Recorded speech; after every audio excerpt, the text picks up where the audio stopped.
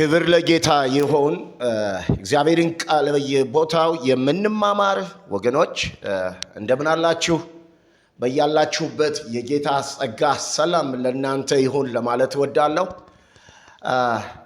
እንግዲህ በላይ ያለውን ማሰብ ወይንም በላይ ያለውን እናስብ በሚል የእግዚአብሔር ቃል ላይ እየተነጋገርን እንዳለ ይታወቃል። ዛሬም ከዚያ የቀጠለውን በኢሳይያስ መጽሐፍ ምዕራፍ 55 ትንቢተ ኢሳይያስ 55 ቁጥር 8 እስከ 9 ያለውን ቃል አንብቤ ጭር ጸሎትን ጸልይና የእግዚአብሔርን ቃል እንማራለን። እንዲህ ይላል፣ ሐሳቤ እንደ ሐሳባችሁ መንገዴ እንደ መንገዳችሁ አይደለምና ይላል እግዚአብሔር። ሰማይ ከምድር ከፍ እንደሚል እንዲሁም ሐሳቤ ከሐሳባችሁ ከፍ ያለ ነው ይላል። እስኪ ዛሬ እንደ እግዚአብሔር ቃል ማሰብ እንድንችል እግዚአብሔር እንዲረዳን በኢየሱስ ክርስቶስ በኩል እንደ እግዚአብሔር ፈቃድ፣ እንደ እግዚአብሔር ሐሳብ፣ እንደ እግዚአብሔር ቃል፣ እንደ እግዚአብሔር ዘላለማዊ አጀንዳ ማሰብ የምንችልበትን አይምሮ፣ ማስተዋል፣ ጥበብ፣ ዕውቀት እንዲሰጠን እስኪ እንጸልያለን። መንፈስ ቅዱስ በጌታ በኢየሱስ ስም እናመሰግንሃለን። ይህን ቃልህን ደግሞ ስንማር የዘላለም አምላክ ሐሳብህን እንድናስብ፣ የልብህን ሐሳብ እንድናስብ፣ የልብህን ፈቃድና ሐሳብ እንደ ቃልህና እንደ ፈቃድህ ማሰብ እንድንችል ጸጋህ እንዲበዛልን አቤቱ እነሆ ማስተዋልና ጥበብን በጸጋህ በኩል እንድትለቅልን በኢየሱስ ስም ጸለይን። አስተምረን በኢየሱስ ስም አሜን። ወገኖች ድምፄን የምትሰሙኝ የእግዚአብሔርን ቃል የምንማር ወገኖች ወይንም ደግሞ በእግዚአብሔር ቃል የምናምንና የእግዚአብሔርን ቃል አምነን እንደ እግዚአብሔር ቃል በምድር በእንግድነት ዘመናችን ኖረን ማለፍ የምንፈልግ ወገኖች ካለን አንድ ነገር ልላችሁ እፈልጋለሁ። የእግዚአብሔር ቃል በዚህ በኢሳይያስ ምዕራፍ 55 ቁጥር 8 እና 9 ላይ እንደሚናገረው ሐሳቤ ከሐሳባችሁ መንገዴ ከመንገዳችሁ ይለያል፣ ልዩ ነው ይላል። እግዚአብሔር ደስ የሚሰኘው እንደ ሐሳቡ የሆነውን ሐሳብ ስናስብለት፣ እንደ ፈቃዱ የሆነውን ስናስብ እንጂ የራሳችንን ምድራዊ ሐሳብ፣ ምድራዊ አስተሳሰብ፣ ምድራዊ የሆነውን ጠፊ የሆነውን ኃላፊ የሆነውን የሚጠፋውን የሚያልፈውን እንድናስብ የእግዚአብሔር በጎ ፈቃድ አይደለም። ስለዚህ በዚያን ዘመን የነበሩ በነቢዩ ኢሳይያስ ዘመን የነበሩ እስራኤላውያን ወይንም ደግሞ የቃል ኪዳኑ ሕዝቦችን እግዚአብሔር በነቢዩ በኩል እንዲህ ብሎ ይሞግታቸዋል። ሐሳቤ እኮ እንደ ሐሳባችሁ አይደለም፣ መንገዴ እኮ እንደ መንገዳችሁ አይደለም፣ እናንተ የምታስቡትና እኔ ማስበው ተለያይተዋል ይላቸዋል።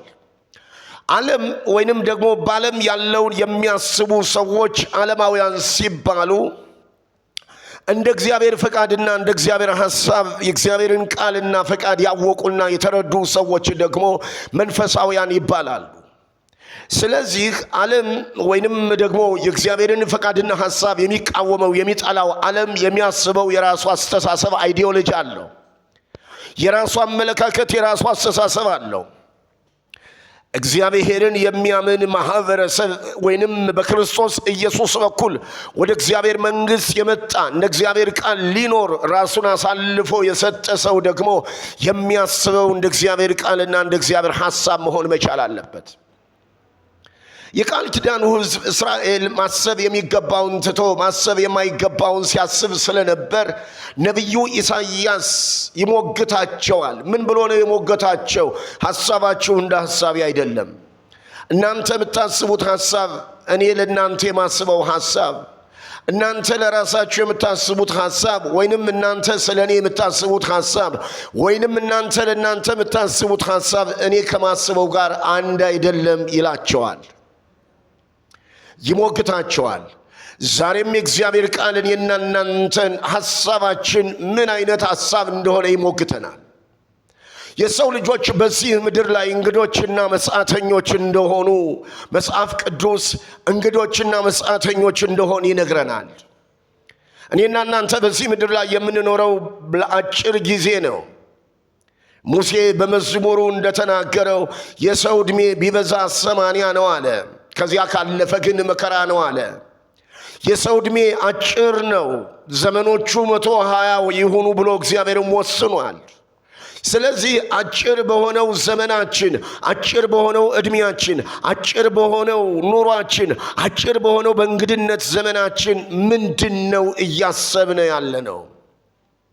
ስለ እግዚአብሔር ዘላለማዊ አጀንዳ፣ ስለ እግዚአብሔር ጽድቅ፣ ስለ እግዚአብሔር እውነት፣ ስለ እግዚአብሔር ሕይወት፣ ስለ እግዚአብሔር ማንነትና ምንነት፣ ስለ ዘላለም መኖሪያችን በሰማይ ስላለው ሀገራችን ነው እያሰብን ያለነው?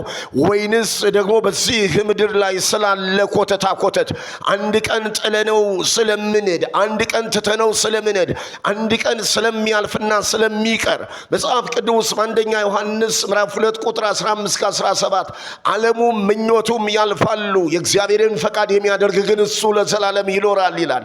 ስለዚህ ስለ እግዚአብሔር ፈቃድ ነው እያሰብን ያለነው ወይንስ ደግሞ ስለሚያልፈውና ስለሚጠፋው ነው እያሰብን ያለነው? ዛሬ አንድ ነገር ልሞግታችሁ ወገኖቼ፣ ድምፄን የምትሰሙኝ ሁሉ ልሞግታችሁ። እግዚአብሔር እንደሚፈልገው፣ እግዚአብሔር እንደሚሻው፣ እግዚአብሔር እንድናስበው፣ እንደ ቃሉ እንደ ፈቃዱ እንድናስበው እንደሚፈልገው፣ እንደሱ ሐሳብ፣ እንደሱ ፈቃድ፣ እንደሱ እቅድ፣ እንደሱ አጀንዳ፣ ስለ ጽድቅ፣ ስለ መንግስቱ ዘላለም ስለሆነው መኖሪያችን እንጂ ስለ ጊዜያዊ ነገር በማሰብና በማሰላሰል ራሳችንን ልናስጨንቅ አይገባንም። ስለዚህ እህቴ ወንድሜ ድምፄን የምትሰሙኝ፣ ሐሳባችን እንደ እግዚአብሔር ሐሳብ ነው ወይ? ሐሳባችን እንደ እግዚአብሔር ሐሳብ ነው ወይ? ፈቃዳችንስ እንደ እግዚአብሔር ፈቃድ ነው ወይ? ምኞታችንስ እንደ እግዚአብሔር ሐሳብ ነው ወይ? በዚህ ምድር ላይ እንግዶችና መጻተኞች መሆናችንን አውቀን እንደ እግዚአብሔር ፈቃድና ሐሳብ ለመኖር፣ እንደ እግዚአብሔር ቃል ለመኖር እያሰብን ነው ወይ? ሰዎች የሚያደክማቸውን ያስባሉ። ሰዎች የሚያዝላቸውን ያስባሉ። ሰዎች ምድራዊ ነገር ኃላፊና ጠፊውን ያስባሉ። ወንድሜ ያንተስ ሐሳብ፣ እህቴ ያንቺስ ሐሳብ ሰማያዊ ነው ወይንስ ምድራዊ ኃላፊና ጠፊውን ነው እያሰብን ያለ ነው? ዛሬ ልናስተውልና ልናስብ ልናሰላስል ይገባል። ሐሳባችንንና ፈቃዳችንን ውስጣችንን በእግዚአብሔር ቃል ልንፈትሸውና ሐሳባችንን አስተካክለን በላይ ያለውን እንድናስብ ያስፈልገናል። በቆላስይስ ምዕራፍ 3 ላይ በላይ ያለውን አስቡ፣ በላይ ያለውን እሹ፣ በላይ ያለውን ፈልጉት ነው ያለ። በላይ ሕይወታችሁ አለ። ልብህ ባለበት መዝገብህ በዚያ ይሆናል አለ ጌታ ኢየሱስ ክርስቶስ። ስለዚህ ዛሬ የኔና የናንተ ሐሳብ ምን ይመስላል ወገኖቼ? ወደ ቀጣዩ ቪዲዮ እናልፋለን።